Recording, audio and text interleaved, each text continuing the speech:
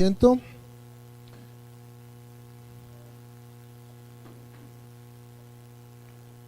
Qué himno maravilloso y qué invitación tan grande que tenemos como iglesia, ¿no?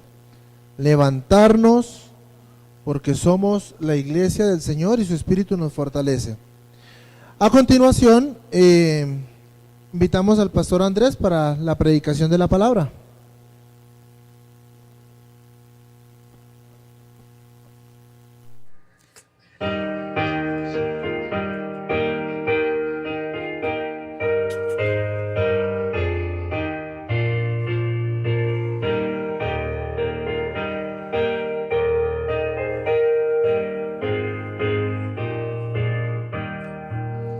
La desventaja de no ser tan grande.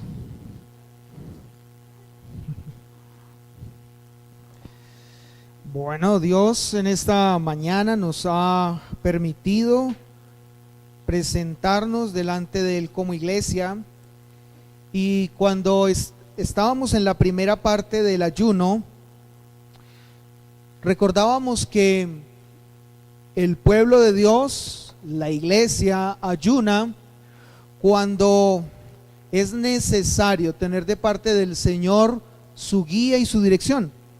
De hecho, esa guía y dirección nosotros la necesitamos todo el tiempo, pero no podemos nosotros también negar que hay momentos donde más específicamente necesitamos esa guía y dirección.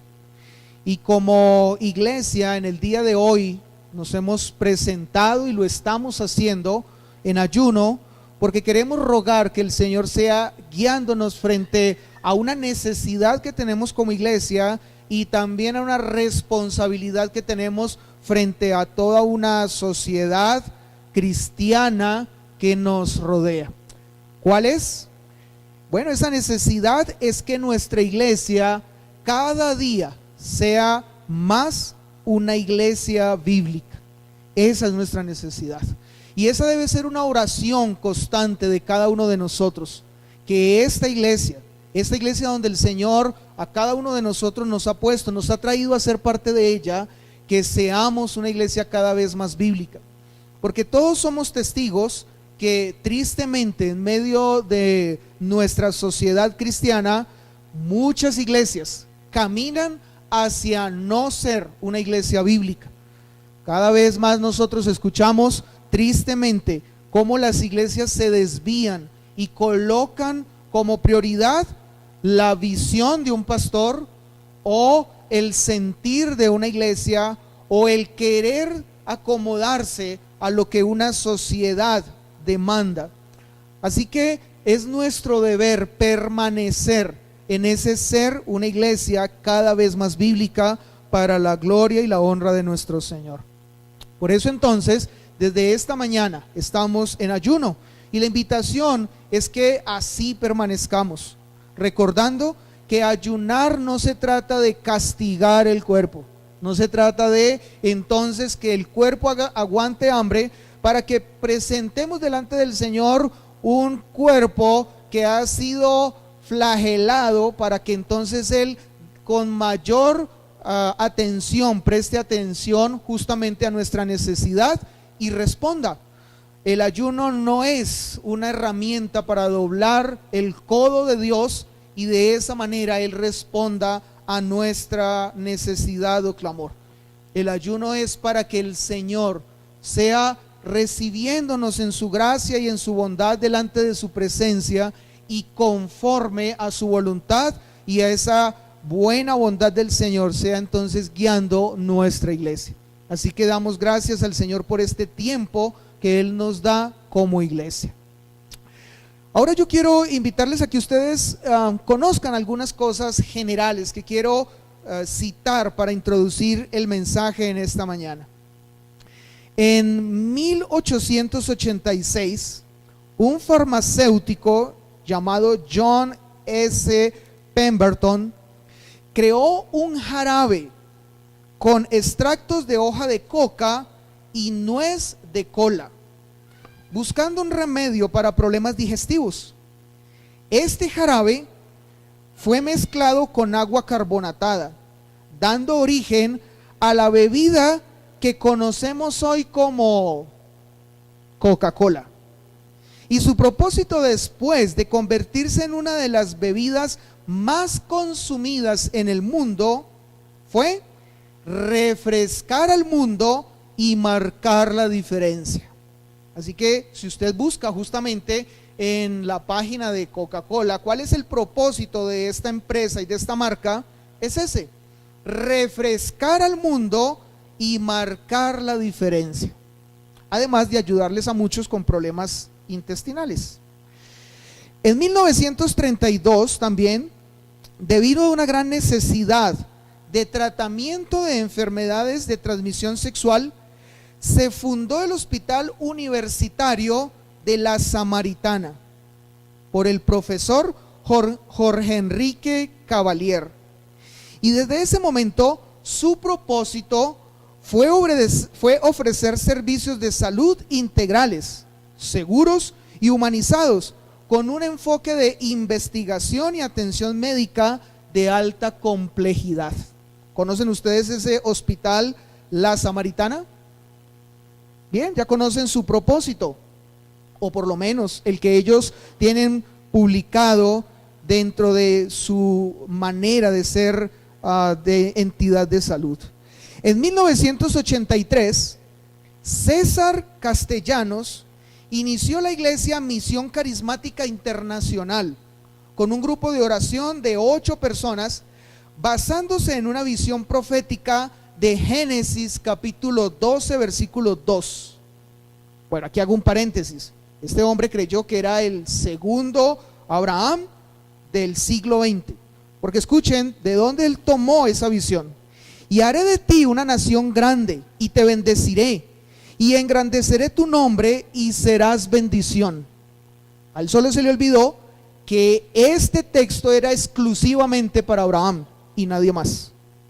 En 1986, Castellano viajó a Corea del Sur y quedó impresionado por la estrategia celular de la Iglesia del Evangelio Pleno de Yoido, dirigida por David Yonggi Cho. De esta tomó el modelo que luego adaptó y creó una estructura de iglesia, entre comillas, en torno al número 12, formando así la visión conocida no solamente en Colombia, sino ya en otros países como G12. Ahora, este entonces era el propósito de esta iglesia: hacer cumplir esa visión que este hombre había tenido según Génesis 12:2. Les he hablado de diferentes propósitos que han llevado a empresas, tanto con una intención de lucro como sin ánimo de lucro, y aún de iglesias, para desarrollarse entonces como entidades. Hoy nosotros hablaremos del propósito de la iglesia, y no solamente cuál es el propósito de la iglesia, sino también quién lo estableció. Pero antes de hablar de eso, permítame recordarles que esta iglesia, estamos hablando ya de esta iglesia local, fue iniciada alrededor de la década de los 90. Tenemos alrededor de 35 años. Y desde hace más o menos 6 años, esta iglesia comenzó a caminar hacia ser una iglesia reformada. Por eso el nombre que ahora tiene esta iglesia. Quizás algunos conocieron el nombre que esta iglesia tenía antes, mucho tiempo, que por mucho tiempo fue su nombre: Iglesia Bautista Nueva Luz. Pero ahora el nombre de esta iglesia es Iglesia Bautista Reformada Faro de Gracia. Ahora, con este nombre se quiere comunicar que primeramente esta es una comunidad de cristianos, por eso el término iglesia, y que se caracteriza por su sana doctrina, por eso el término bautista. Los bautistas han gozado por tiempo de ser aquellos que entonces tienen una sana doctrina. Bueno, tristemente en muchos lugares esto ya no es tan así. Sin embargo, se sigue conservando esta verdad. Ahora, también con este título se quiere compartir que el anhelo de esta iglesia es ser luz en medio de la oscuridad, como lo es un faro para un barco en alta mar en medio de la noche. Por eso la palabra faro. Y que también quiere dar a conocer el amor y el perdón en medio de un mundo que lo necesita, ofreciendo el evangelio, y por eso entonces la palabra gracia. Pero si notaron, hubo una palabra que no mencioné. Esta palabra fue reformada. Y la pregunta aquí sería, ¿qué significa reformada? Sé que hay algunas personas que comprenden el significado de esta palabra, pero es necesario que nuevamente tengamos presente qué significa ser una iglesia reformada. Y es aquí donde encaja el propósito entonces del cual hablaremos hoy. Nuestro propósito no es gustarle a todo el mundo como Coca-Cola. Tampoco atender las necesidades físicas de personas que el día de mañana, después de ser sanadas en un hospital, morirán nuevamente, como lo dice o como está establecido para el Hospital Universitario de la Samaritana. Ni mucho menos establecer una visión humana para una iglesia como la Iglesia Carismática Internacional. Nuestro propósito como iglesia es ser cada día una iglesia más bíblica. No solo estamos orando porque el Señor nos lleve a ser cada día una iglesia más bíblica, sino que ese ha sido nuestro propósito y queremos que cada día sea nuestro propósito como iglesia. Debemos como iglesia tener un propósito. No podemos simplemente ser una iglesia sin un propósito y sin tener claro para qué el Señor nos ha establecido. Es más, la importancia de tener un propósito es algo que aún en los mismos cristianos y la misma iglesia bíblica se ha tenido desde mucho tiempo atrás. Alrededor de hace un poco más de 300 años atrás, cuando se estaba escribiendo el Catecismo Menor, después de haber definido cuáles eran las doctrinas fundamentales para la iglesia en las confesiones de fe, se estableció en ese Catecismo Menor esta primera pregunta. Para quienes no conocen, el Catecismo Menor es entonces una herramienta que fue creada especialmente pensando en los padres. Cómo los padres al interior de sus familias, con su esposa y con sus hijos, debía comunicar la verdad de la palabra de Dios. Y se estableció un catecismo que algunos están hechos de 86 preguntas, otros de un poco más de 100, donde el propósito es plantear una pregunta y dar una respuesta bíblica. La primer pregunta que se estableció entonces para ese catecismo menor fue justamente: ¿cuál es el propósito para el ser humano? ¿Cuál es el propósito para el hombre? Y aquí me refiero a hombre y mujer, o varón y mujer. Y en este catecismo fue planteado de esta manera: ¿cuál es la finalidad principal del hombre? La respuesta que desde hace un poco más de 350 años atrás se viene dando en las iglesias bíblicas y para los padres y esposos que deben cumplir con la tarea de comunicar esta verdad a sus familias es: la finalidad principal del hombre es glorificar a Dios y disfrutar de Él para siempre. Esa es la finalidad del hombre, o en otras palabras, ese es el propósito del hombre. Así como la iglesia debe tener un propósito, así también el ser humano y el hombre tienen un propósito. Y no es un propósito establecido por alguien que en algún momento se puso a pensar acerca de qué debiera ser el hombre, sino es un propósito establecido por Dios para el hombre en su palabra. Escúchenlo nuevamente. La finalidad principal del hombre es glorificar a Dios y disfrutar de Él para siempre. Escuchen lo que dice el Salmo 73, versículos 25 y 26. Dice la Escritura: ¿a quién tengo yo en los cielos sino a ti? Y fuera de ti nada deseo en la tierra. mi carne y mi corazón desfallecen, mas la roca de mi corazón y mi porción es Dios para siempre.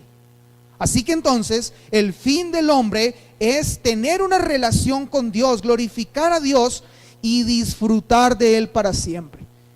Yo sé que a lo largo de la historia de la humanidad y en la medida en que han habido cada vez más filósofos, se ha preguntado el hombre cuál es la razón de su existencia. Se ha filosofado en preguntarse para qué existe el hombre. Bueno, Dios en su palabra ya ha dejado claro para qué fuimos creados. Si tú te has preguntado para qué existes, esta es la razón: glorificar a Dios y disfrutar de Él para siempre. Cualquier otra cosa que hagas fuera de esto será ir en contra de tu propósito y será entonces comenzar a caminar hacia una vida de desdicha en tu propia vida. Así que entonces, recordando que el hombre mismo también tiene un propósito, volvamos al tema que estamos hablando en esta mañana. Y este tema es el propósito de Iglesia Bautista Reformada Faro de Gracia, es ser cada día más una iglesia bíblica. Ese es nuestro propósito, y yo quiero invitarle y pedirle que usted esté orando no solo hoy, sino cada día por este propósito, para que sea cumplido con más claridad en medio nuestro. Porque claramente, si esta iglesia cada vez es más bíblica, su vida y mi vida van a ser cada vez más bendecidas. Ahora, ¿por qué estar hablando de este tema hoy? ¿Por qué estar nosotros planteando la necesidad de hablar del propósito de la iglesia? La razón es porque Dios en su palabra lo estableció. Así como el hombre no puede establecer para sí mismo el propósito de su vida, tampoco la iglesia puede establecer para sí misma el propósito de ser iglesia. Dios ha establecido en su palabra el propósito de la iglesia. Y este propósito debe ser claro para nuestra iglesia, y debemos ser iglesia a partir de allí. Quiero pedirles que vayamos al texto que estuvimos leyendo al iniciar este culto. No vamos a revisar todo el texto, no vamos a exponer todo el texto, solo vamos a estar en el versículo 15 de Primera de Timoteo capítulo 3.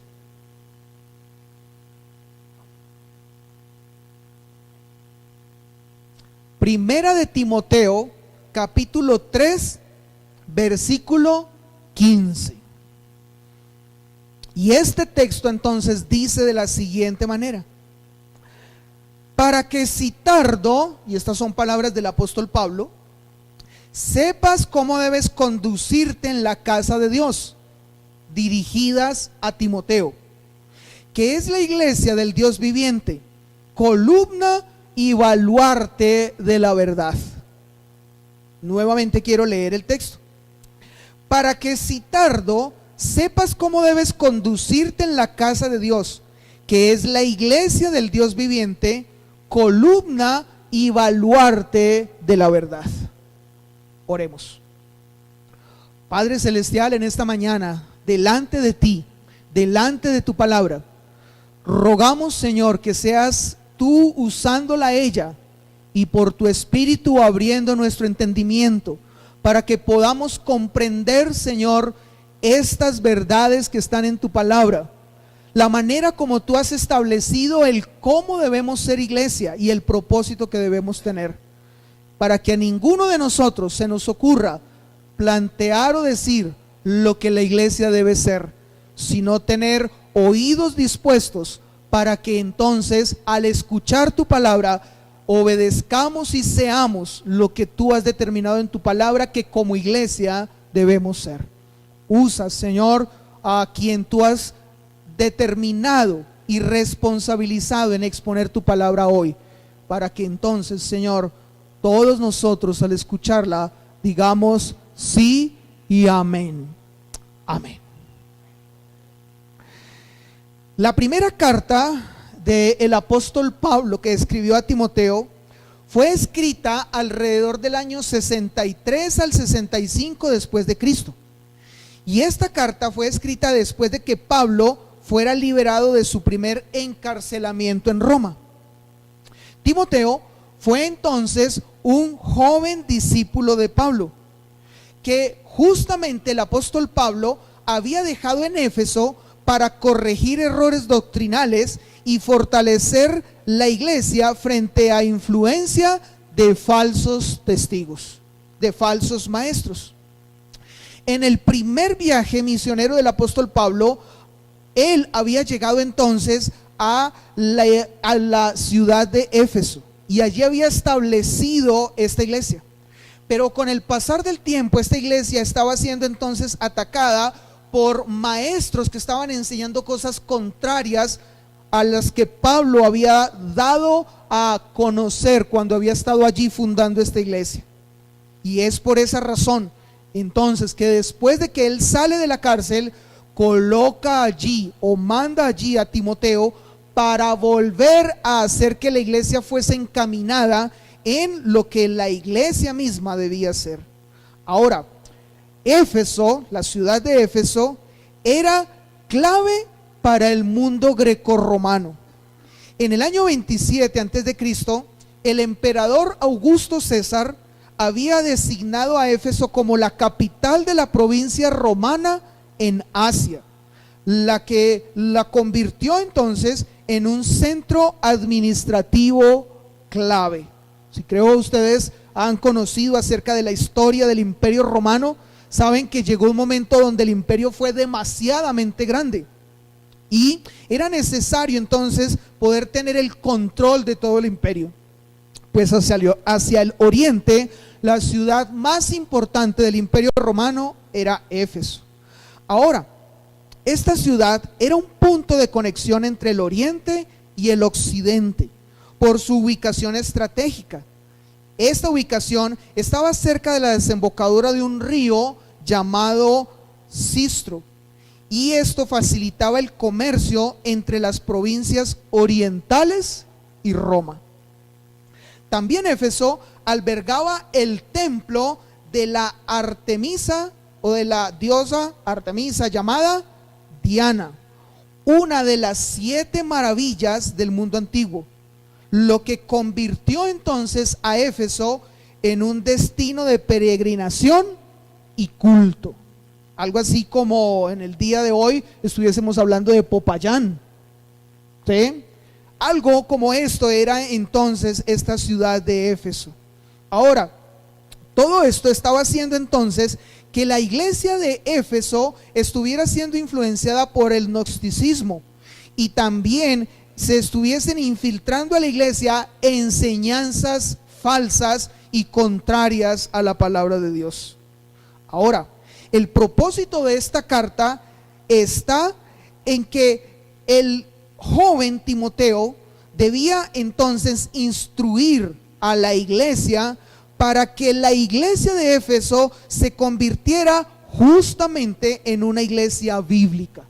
Y aunque la Biblia no estaba escrita completamente para este tiempo en el que el hombre o el joven Timoteo estaba allí en Éfeso, Pablo sí le recuerda constantemente tanto las enseñanzas de Cristo, las enseñanzas de los apóstoles, como también el Antiguo Testamento.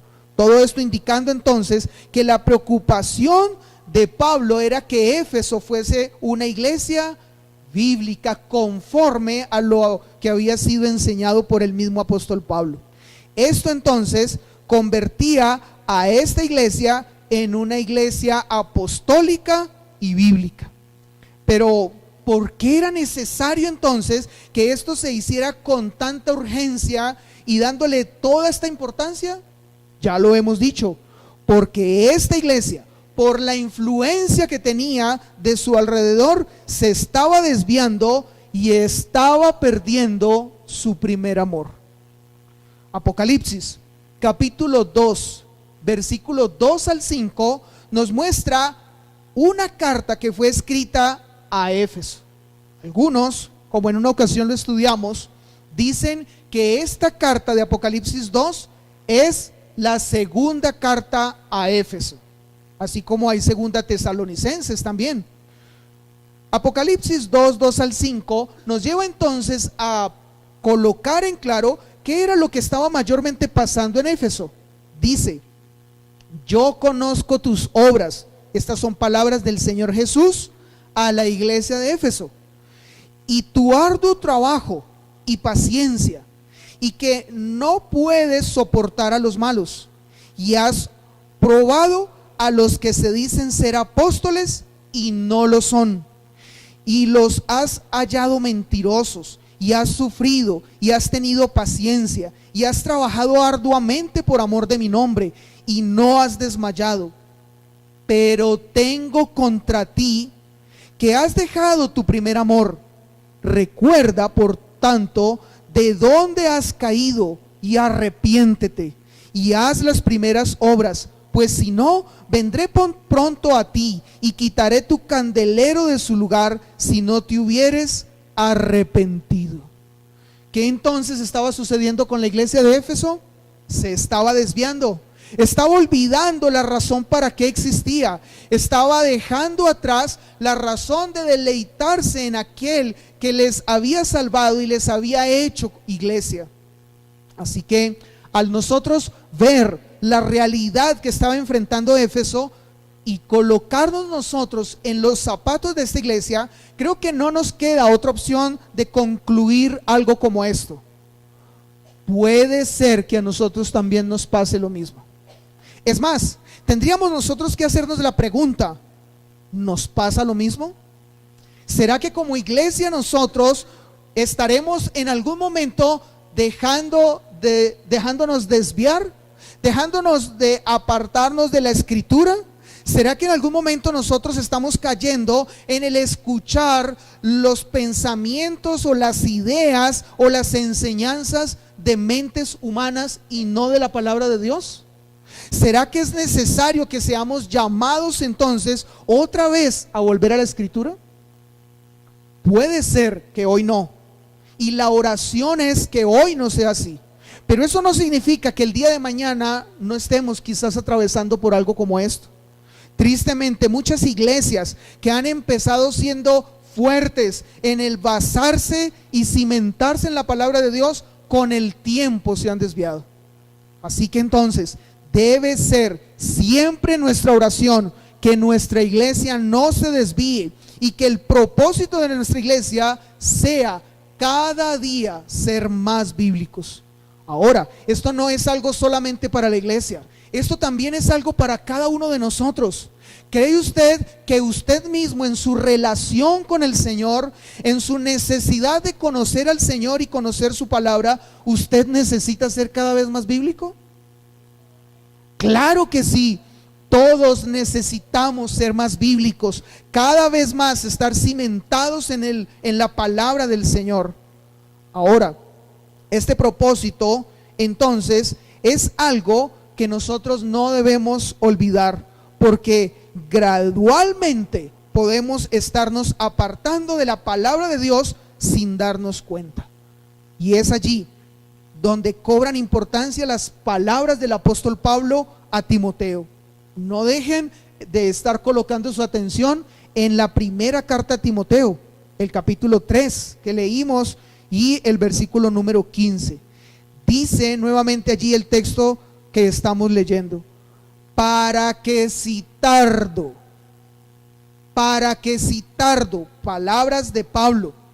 En este momento Pablo se encontraba en algún lugar de Macedonia, no se sabe exactamente en dónde, pero lo que sí se sabe era que se encontraba en otros lugares donde habían otras iglesias, donde quizás su tarea allí era afirmarles también en la palabra, en el conocimiento del Señor y en la instrucción recibida por los apóstoles.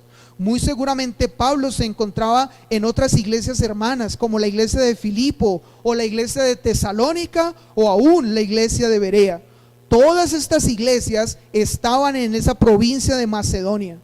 Pero el apóstol Pablo continúa diciendo: para que si tardo, sepas cómo debes conducirte en la casa de Dios. Ahora, en este momento nosotros debemos hacernos una pregunta. Y yo creo que si un niño estuviese aquí en medio de su inocencia, él preguntaría: ¿Dios tiene una casa? Muy seguramente él compararía lo que a diario él vive con su familia. Cuando se le dice vamos a casa, ¿y qué tiene él en su mente? Bueno, ir a ese lugar donde se comparte como familia, donde hay unas paredes que les encierran, les dan ese cuidado, esa protección, una puerta por donde ingresar y un lugar allí donde estar.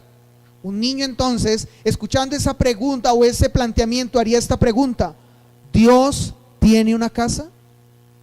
¿Y cuál sería entonces nuestra respuesta a esa pregunta?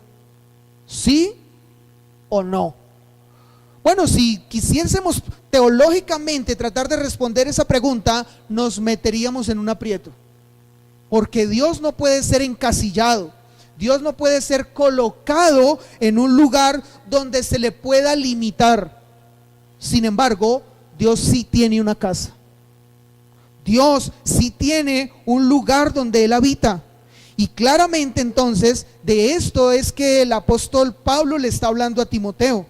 Y él le está diciendo entonces que debe saber conducirse en la casa de Dios, que no debe hacerlo de cualquier manera, que no debe hacerlo de una manera equivocada o errónea. Ahora, resulta que para poder nosotros entender cuál es la casa de Dios, lo mejor que nosotros podemos hacer es aplicar el principio bíblico, donde nos trae a nosotros la mayor seguridad para poder interpretar bien la escritura. ¿Y cuál es ese principio bíblico? La Biblia se interpreta a sí misma. Así que entonces, si se está hablando de una casa de Dios, ¿cuál es la casa de Dios?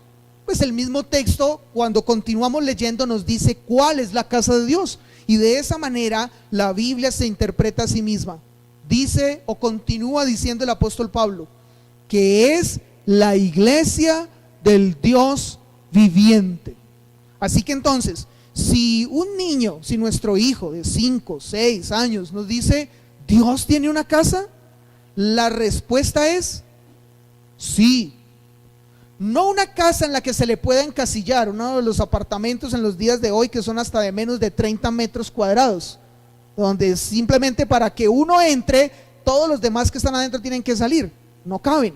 No es un tipo de casa como esa. Es una casa que es el lugar, o más que el lugar, las personas que el Señor entonces ha llamado para ser parte de su pueblo y para ser parte de los que Él ha tomado para sacarlos de una sociedad y llevarlos a ser ese grupo de personas que viven y honran su nombre. Así que entonces, ¿cuál es la casa de Dios? La casa de Dios es la iglesia. Y como lo hemos estado enfatizando en diferentes momentos en este año, la iglesia no es este lugar. Es equivocado cuando usted dice: voy a la iglesia y aquí no hay nadie. Es equivocado que usted diga: estuve en la iglesia y simplemente usted pasó a dejar una razón o a traer algo. La iglesia es el grupo de personas, el conjunto de personas, cuando se reúnen, y estando reunidas allí damos gloria y honra al Señor. En otras palabras, esto que hoy está aquí reunido en este lugar es la iglesia. Esta es la iglesia. Y algo que nosotros debemos tener muy en cuenta es que nosotros somos iglesia cuando obedecemos o cuando atendemos el llamado de Dios. ¿Cuál llamado de Dios? Venir y estar juntos para adorarle. ¿Por qué nosotros colocamos cada vez en mayor importancia esta reunión? Porque cuando estamos reunidos, la presencia especial de Dios está en este lugar. Cuando nos vamos, la presencia especial de Dios ya no está en este lugar. La presencia de Dios siempre está en todas partes, pero no su presencia especial. Por eso también es totalmente un agravio delante de nuestro Dios cuando el Señor nos llama a presentarnos como iglesia cada domingo y no venimos. Y no hay una razón justa para no venir. O cuando venimos y llegamos tarde, pero es una costumbre. O cuando venimos y nosotros no tomamos la reverencia de estar en este lugar como se debiera. Porque aquí donde está la presencia especial de nuestro Dios, entonces somos iglesia y debemos adorarle como Él merece ser adorado. Así que entonces la respuesta es, ¿cuál es la casa de Dios? La casa de Dios, donde Él habita con su presencia especial, es la iglesia, este lugar. Pero hay algo que nosotros debemos resaltar y no pasar muy rápido, y es que la iglesia justamente es la casa de Dios, pero algo más agrega el apóstol Pablo escribiendo en este texto: la casa de Dios, del Dios viviente. Cuando hemos hablado de que Dios pone su presencia especial en este lugar, es porque Dios entonces, de una manera clara, contundente, en su presencia como un Dios viviente, está aquí y manifestándose con poder. Ahora, ese poder no es el poder de que nos haga temblar, o no es el poder que nos haga caer al suelo, o no es el poder que nos haga hablar en palabras o en un lenguaje totalmente diferente a la escritura. Cada vez que la iglesia se reúne y la presencia del Dios viviente está en este lugar, la manera en que su presencia se manifiesta con poder es predicando su palabra. Cuando su palabra es predicada, la presencia con poder de Dios se está haciendo manifiesta aquí y ahora.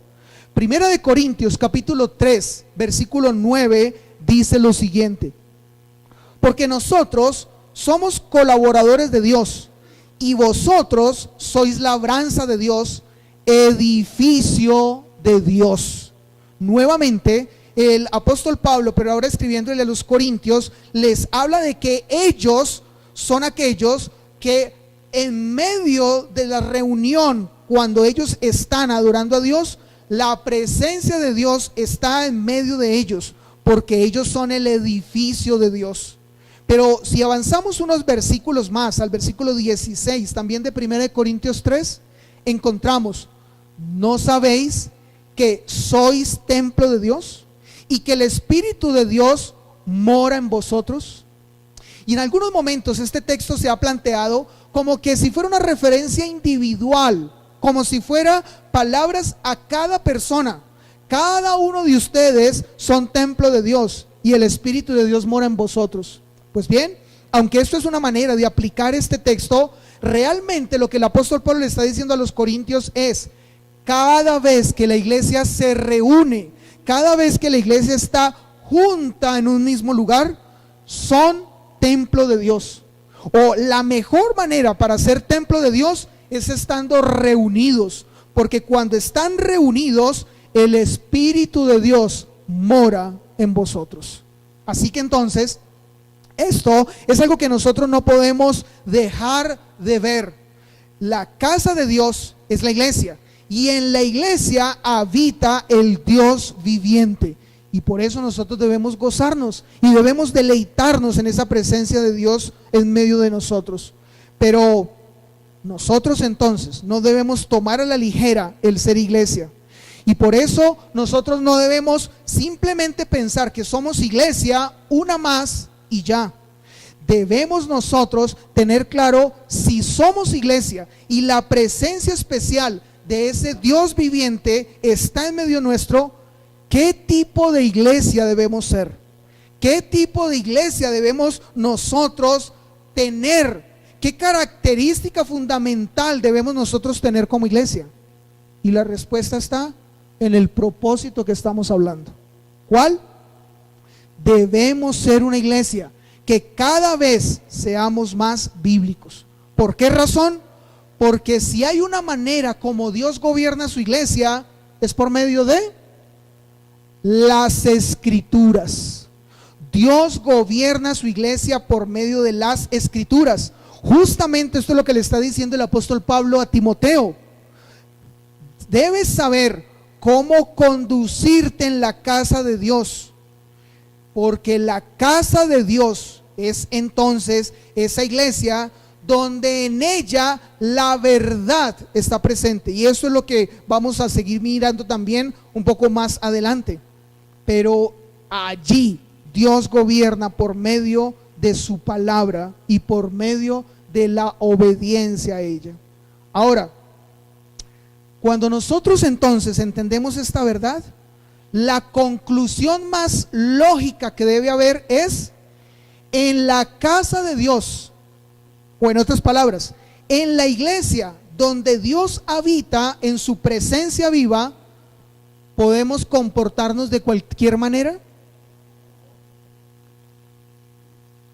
¿Puedes tú comportarte en la iglesia, que es la casa de Dios, donde su presencia especial, la presencia del Dios viviente, coloca allí esa manifestación?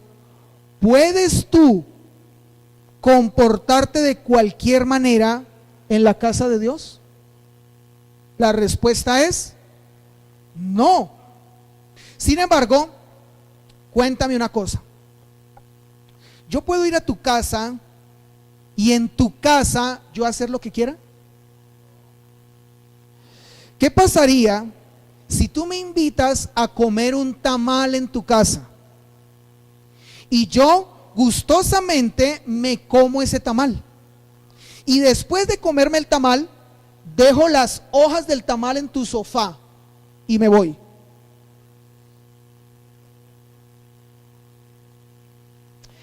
¿Qué pasaría si tú me invitas a tu casa y en el momento en el que yo llego, tú estás viendo en el televisor tu programa preferido, o estás en tu computador escuchando una enseñanza a tu predicador preferido? ¿Qué sucedería si yo llego a tu casa y apago la televisión o desconecto el internet? ¿Puedo yo hacer eso en tu casa?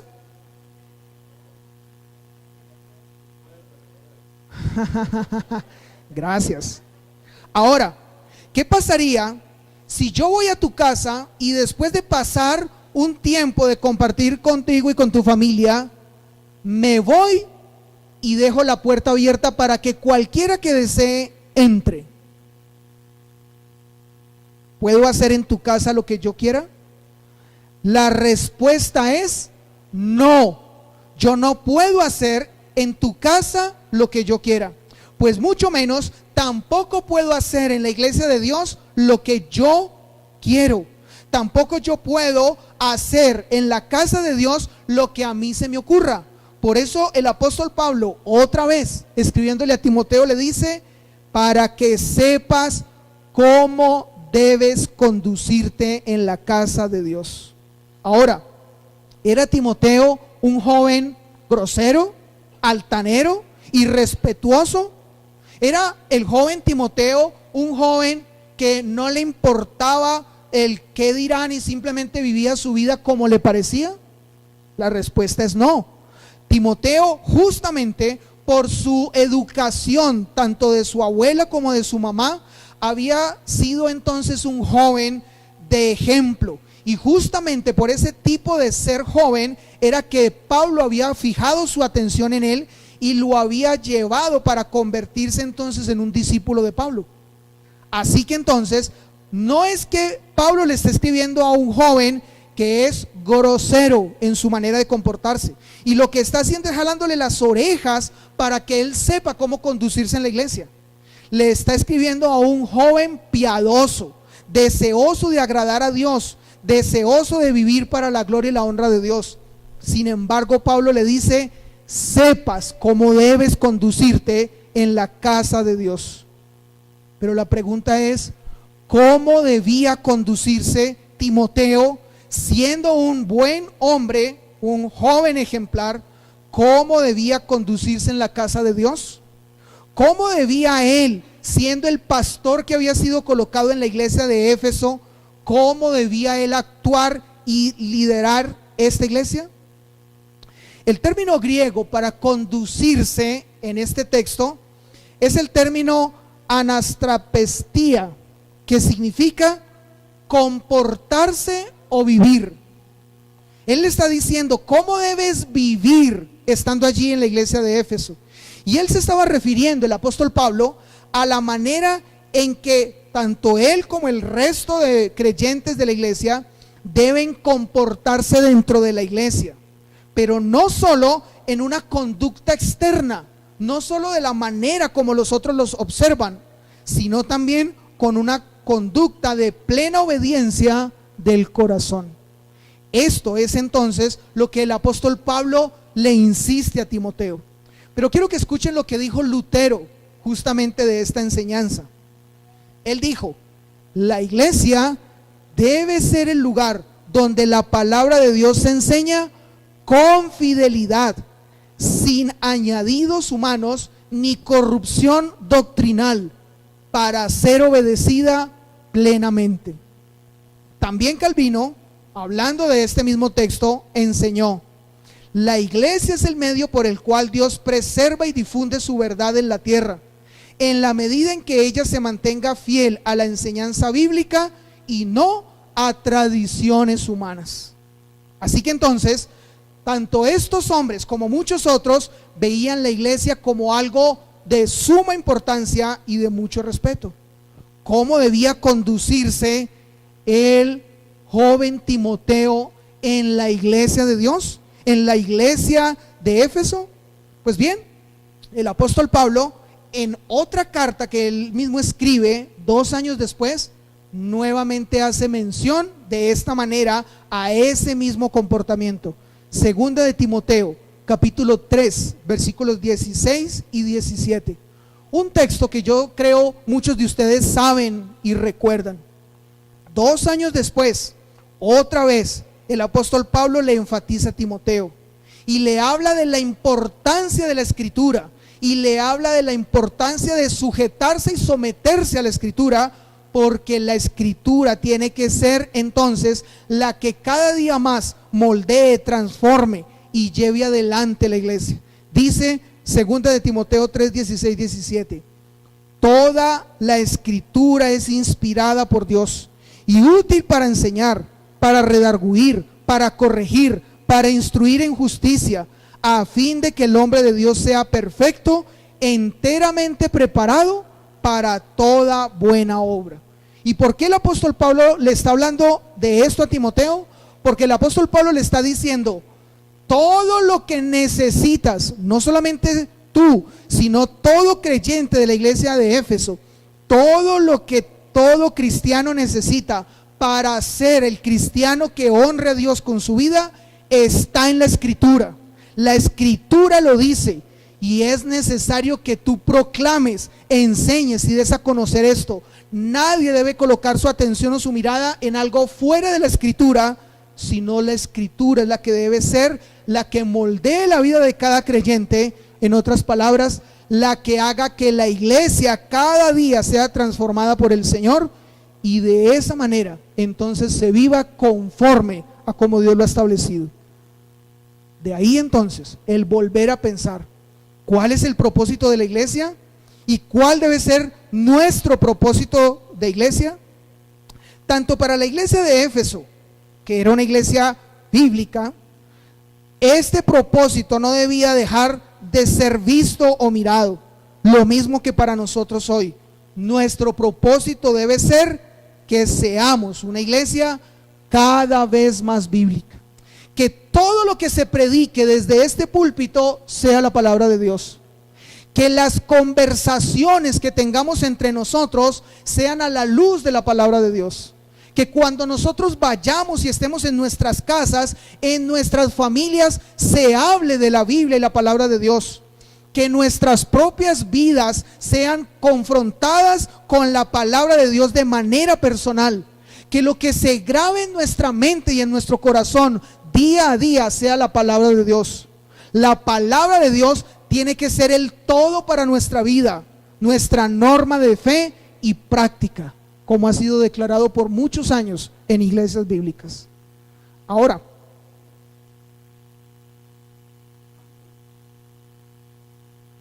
les decía que hay un riesgo enorme cuando poco a poco una iglesia comienza a desviarse y poco a poco comienza a separarse de la verdad de la palabra de Dios. Quiero que recuerden, creo yo muchos, porque creo se dieron cuenta de esto, o que conozcan por si no, ¿Cuál fue el final del discurso del nuevo Papa León XIV? Robert Francis Prevost. Algo que nuevamente llamó la atención del mundo entero hace una semana, un par de semanas, casi 2 atrás. Quiero que ustedes recuerden lo que él mencionó en la parte final de este discurso. Dice así, abro comillas: a todos vosotros, hermanos y hermanas de Roma, de Italia, de todo el mundo, queremos ser una iglesia sinodal. Si alguno se pregunta qué significa eso, unida e incluyente. Una iglesia que camina, o sea, que avanza. Una iglesia que busca siempre la paz, que busca siempre la caridad, que busca siempre ser cercana, especialmente a aquellos que sufren. Cuando uno escucha esta parte o recuerda esta parte de este discurso, surge una, podríamos decir, ligera pregunta, aunque no tan ligera. ¿En qué momento él mencionó que la iglesia debía ser una iglesia bíblica? Lo que él mencionó es lo que la gente quería oír. ¿Qué quería oír? Que la iglesia estaría luchando en pro de la paz del mundo. ¿Quién no quiere eso? En medio de tantas guerras que están llevando a la misma humanidad a la autodestrucción, o del hambre, o hablar acerca de la necesidad de atender a los más necesitados. Todo el mundo quiere escuchar esto, pero lo que la gente no quiere escuchar es la verdad de la palabra de Dios. Por eso él no se metió con esto. Y en ningún momento él dijo que esta iglesia que ahora empieza en una nueva era sea una iglesia bíblica. Ahora, él continuó diciendo: hoy es el día de la súplica de Nuestra Señora de Pompeya. ¿Quién es ella? Es la imagen de María entregando el rosario a Santo Domingo y a Santa Catalina de Siena. Continuó diciendo: nuestra Madre María siempre quiere caminar con nosotros, estar cerca, ayudarnos con su intercesión y con su amor. De este modo, querría rezar junto a vosotros. Recemos juntos por esta nueva misión, por toda la iglesia, por la paz del mundo, y pidamos esta gracia especial de María, nuestra Madre. Ave María, llena eres de gracia, el Señor es contigo, bendita tú eres entre todas las mujeres, y bendito es el fruto de tu vientre, Jesús. Santa María, Madre de Dios, ruega por nosotros, pecadores, ahora y en la hora de nuestra muerte. Amén. Y cierro comillas. Esta fue la parte final entonces del discurso de este nuevo Papa. Pero entre muchas cosas que pudieran decirse de estas palabras, solo quiero hacer una pregunta. ¿Qué significan estas palabras? ¿Qué es esto que nosotros escuchamos al oír el primer discurso del nuevo Papa elegido, que de alguna manera influenciará el mundo de una manera tan fuerte como lo hizo el anterior? Pues lo que esto es la muestra de una iglesia no bíblica. Es la muestra de una iglesia antibíblica. ¿Y por qué? ¿Hay alguna intención de querer decir por hablar? ¿Hay algún deseo de simplemente hacer una mención negativa de un hombre con un liderazgo como le ha sido dado a un personaje como este? No. Es porque al ir a la escritura encontramos que lo que este hombre ha dicho es totalmente contrario a la escritura misma. Por eso puede ser él o cualquier otro el que diga lo que diga, si va en contra de la escritura, tiene que ser desechado y tiene que ser declarado como falso. Si nosotros vamos a 1 de Timoteo capítulo 2 versículo 5, otra vez palabras del apóstol Pablo al joven Timoteo, que debía saber cómo comportarse en la iglesia, que es el lugar donde Dios, el Dios viviente, coloca su presencia especial. Le dice esto: porque hay un solo Dios y un solo mediador entre Dios y los hombres. ¿Quién? Jesucristo hombre. Claramente el apóstol Pablo no está diciendo Jesucristo y alguien más. Jesucristo y María de Pompeya. Hebreos capítulo 9, versículo 15. Lo estudiamos en el estudio que terminó hace poco en nuestra iglesia.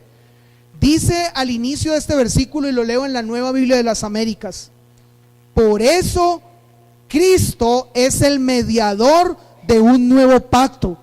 Y enfatiza el escritor de Hebreos: Cristo, solo Cristo, y no Cristo y María. Dice él: por eso Cristo es el mediador de un nuevo pacto. Pero cuando nosotros vamos a Juan capítulo 14, versículo 6, ahora en palabras de nuestro Señor Jesús, escuchamos estas palabras también muy conocidas: yo soy el camino, la verdad y la vida. Nadie viene al Padre sino por mí. Y pregunta, ¿Jesús dijo yo soy un camino? No, él dijo yo soy Él, indicando con esto el único camino. No es Él y María, por ejemplo. Pero si nosotros vamos ahora a las palabras del supuesto primer papa, Pedro, en Hechos capítulo 4, versículo 12, encontramos también que lo que dijo este hombre, Prevost, es totalmente contrario a la escritura. Dice Hechos capítulo 4, versículo 12: y en ningún otro hay salvación, porque no hay otro nombre, y ese nombre es una referencia a Cristo, porque no hay otro nombre bajo el cielo dado a los hombres en que podamos ser salvos. Pedro, el supuestamente primer papa, que no lo fue el apóstol que el Señor encargó para predicar a los gentiles, iniciando la era de la iglesia. Entonces él declaró que solo en Cristo y solo en Él hay salvación, y no en alguien más como María. Por eso esta iglesia, la iglesia católica, es una iglesia católica que, como muchos de ustedes saben, significa universal, pero además de eso es apostólica, y eso tenemos que colocarlo entre comillas, porque eso lo que significa es basada en las enseñanzas de los apóstoles. Pero además de eso, esta iglesia es romana, y lo que significa es que está basada en el pensamiento o en las doctrinas establecidas por Roma, por los papas anteriores y por todo lo que ha sido decidido por esta iglesia tiempo atrás, aunque eso no sea bíblico. Mientras que una iglesia bíblica como la nuestra debe esforzarse cada día por ser una iglesia católica. Somos una iglesia católica en el sentido en que pertenecemos a la iglesia universal de Cristo, que es lo que significa la palabra católica. Somos una iglesia apostólica porque estamos basados en las enseñanzas de los apóstoles escritas en la palabra de Dios y no más. Y somos una iglesia bíblica porque lo que nos rige a nosotros es la escritura. Así que, sabiendo entonces que eso es lo que el Señor ha colocado en cada uno de nosotros, o ha colocado en esta iglesia como el distintivo y la diferencia, yo creo que aquí cada uno de nosotros debe escuchar lo que dijo Paul Washer. ¿Lo han escuchado? Un predicador muy conocido en el día de hoy, y dio un consejo que yo quiero pedirle que ustedes, si no lo han escuchado, escúchenlo, o si lo escucharon, recuérdenlo, y si lo recuerdan, aplíquenlo a sus vidas. Paul Washer dijo: no se debe buscar la iglesia más cercana a la casa, sino la iglesia más cercana a la Biblia. Ese fue el consejo de Paul Washer. Después de estar muchos años en el Perú, regresó a Estados Unidos y regresó con su familia. Pero al estar en Estados Unidos, él se hizo la pregunta: ¿y ahora dónde yo voy a asistir con mi familia? Sabiendo que en Estados Unidos las distancias son tan enormes.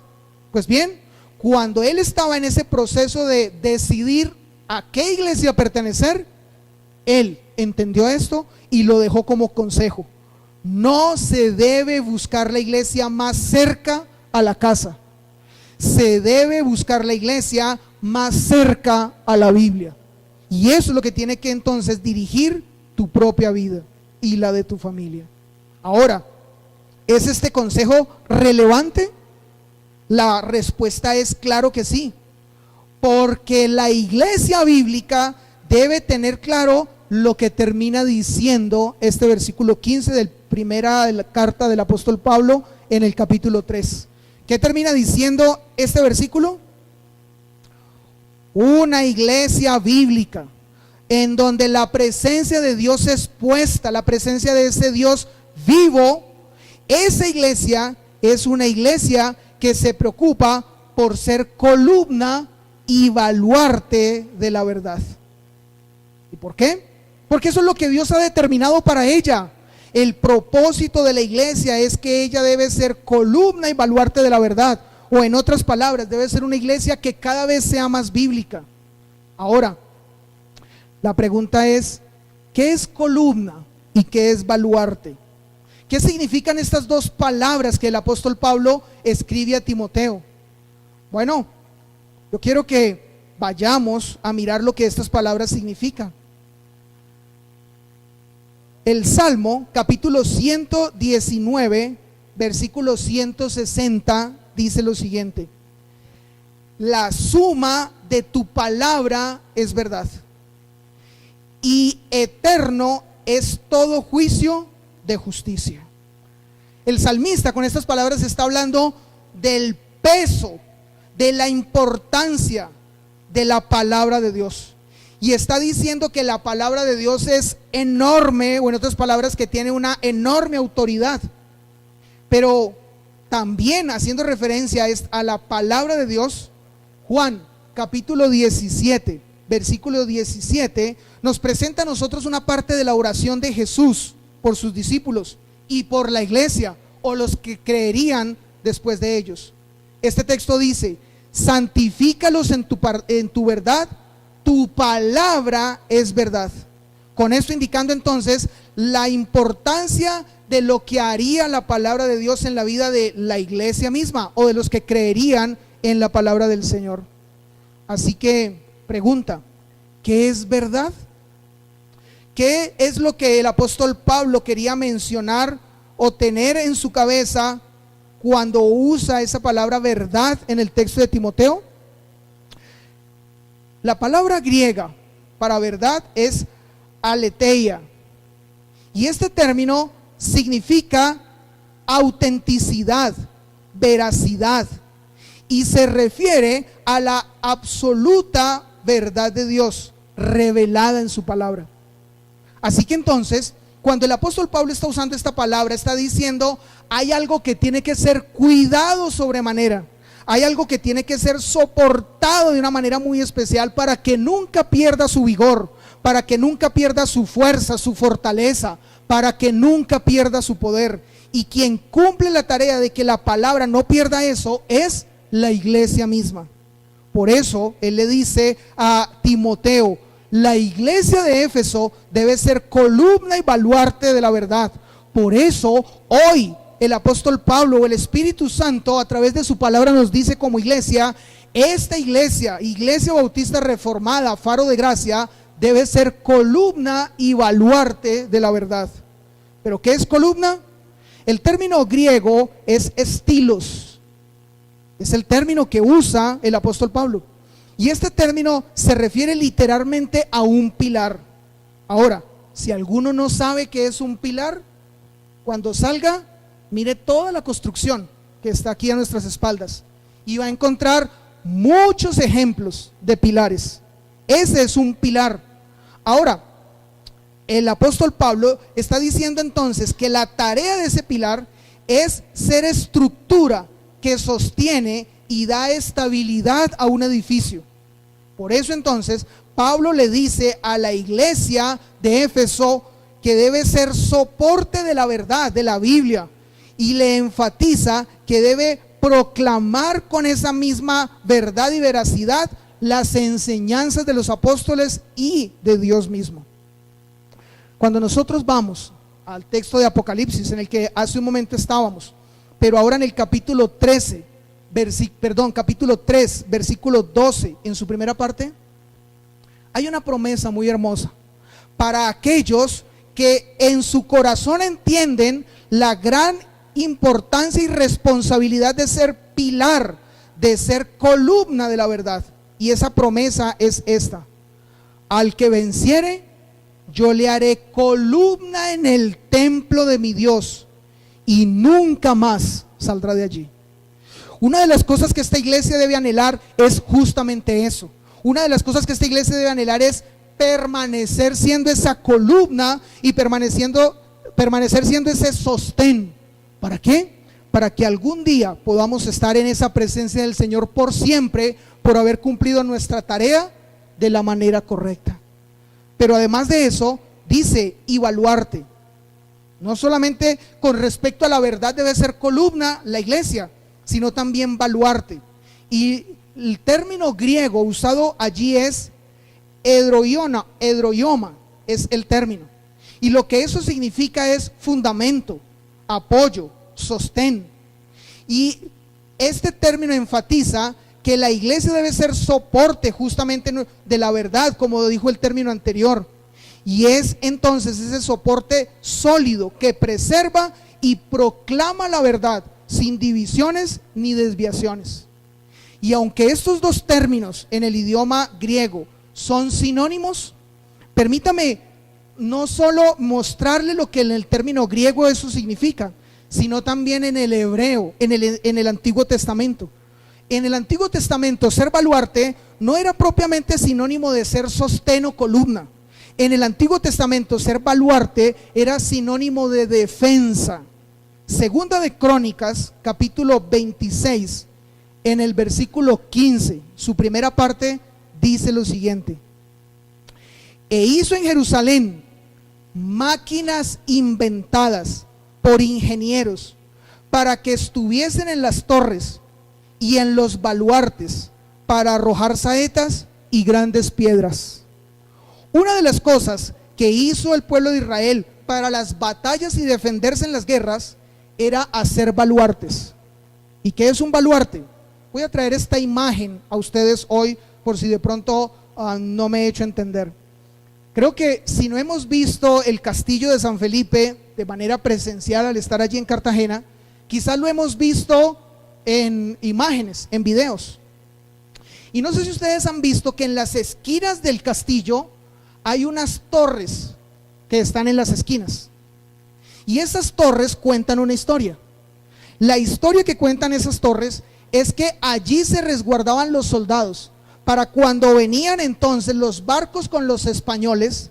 Desde esos baluartes o desde esas torres ellos lanzaban la defensa, tiraban las flechas o los cañones, los disparaban y se escondían en esos baluartes, en esas columnas que estaban en las esquinas del castillo. Bien, con esa idea es allí entonces lo que podemos entender que dice Crónicas. Crónicas habla de que en un momento el pueblo de Israel para sus batallas hizo por medio de ingeniería máquinas para enfrentar las guerras, pero la manera de los soldados resguardarse era ocultarse en los baluartes. ¿Cuál entonces es la función del baluarte? La función del baluarte es dar defensa, es defender. Y si lo trasladamos a Timoteo, la función de la iglesia es sostener la Biblia, sostener la palabra de Dios, pero defender la palabra de Dios.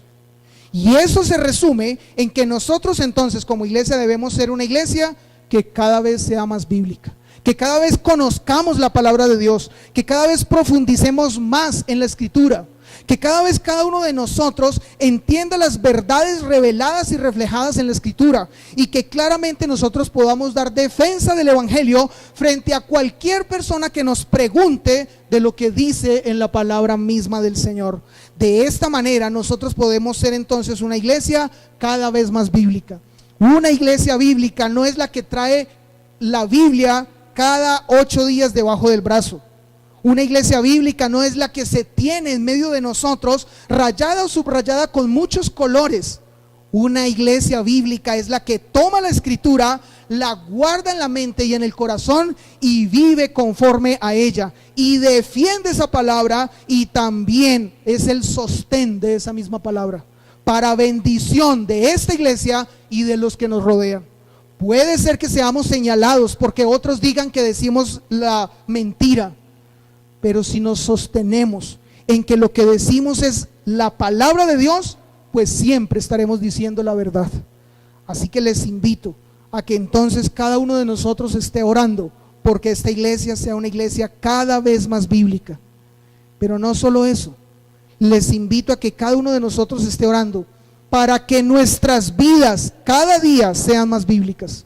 Y si tú no eres una persona que tu vida ha sido rendida delante del Señor y de su palabra, si tú no eres una persona que no ha ido a la Escritura y se ha sometido a ella para que ella sea la verdad en tu vida, guíe y dirija tu vida, hoy el Señor otra vez abre las puertas del cielo de par en par para que te presentes delante de la Escritura, te rindas a ella y puedas decir como los reformadores o como los puritanos de hace 300 o 400 años atrás: solo Escritura, solo la palabra de Dios es el fundamento y la verdad para mi vida, nada más. Hoy entonces es el llamado para que seas como la iglesia de Éfeso y los creyentes de la iglesia de Éfeso.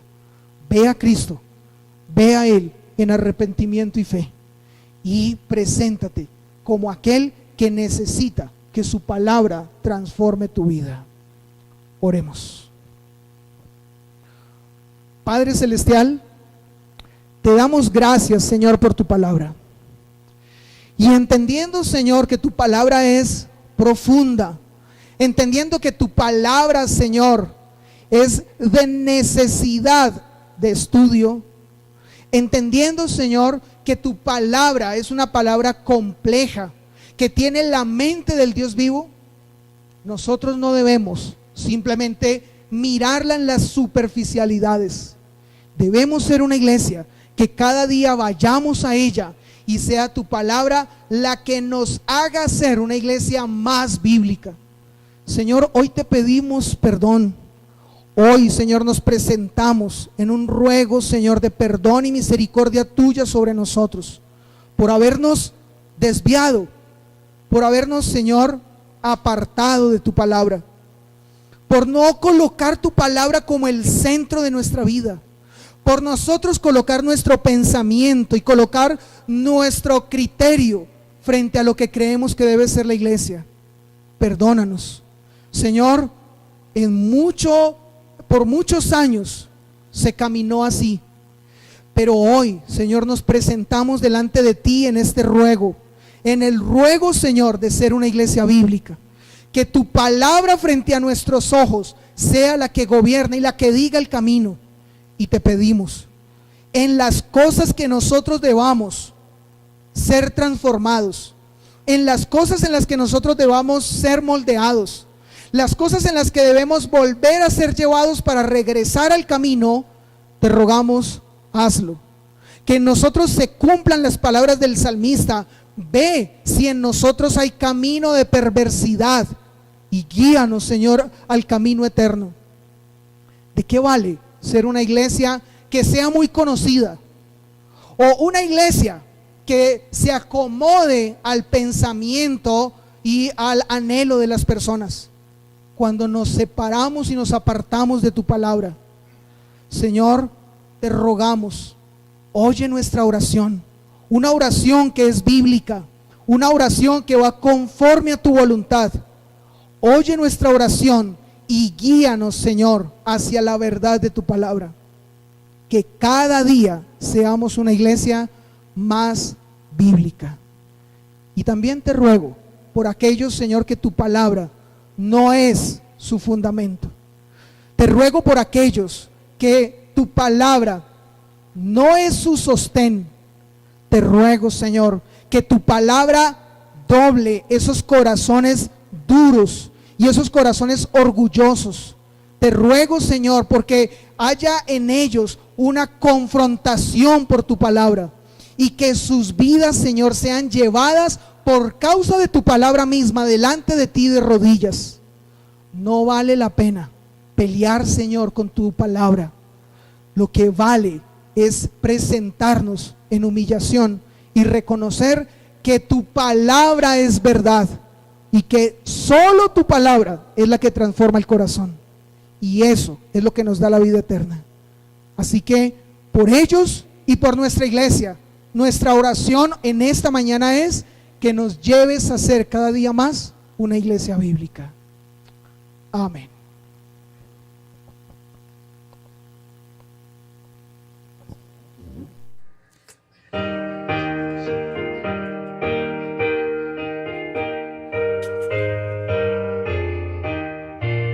Bueno, damos gracias al Señor por su palabra, ha sido expuesta y creo que hemos sido exhortados a fin de poder cumplir con ese propósito por el cual estamos siendo dirigidos hoy. No olvidemos, mis amados hermanos, que el Señor Dios Todopoderoso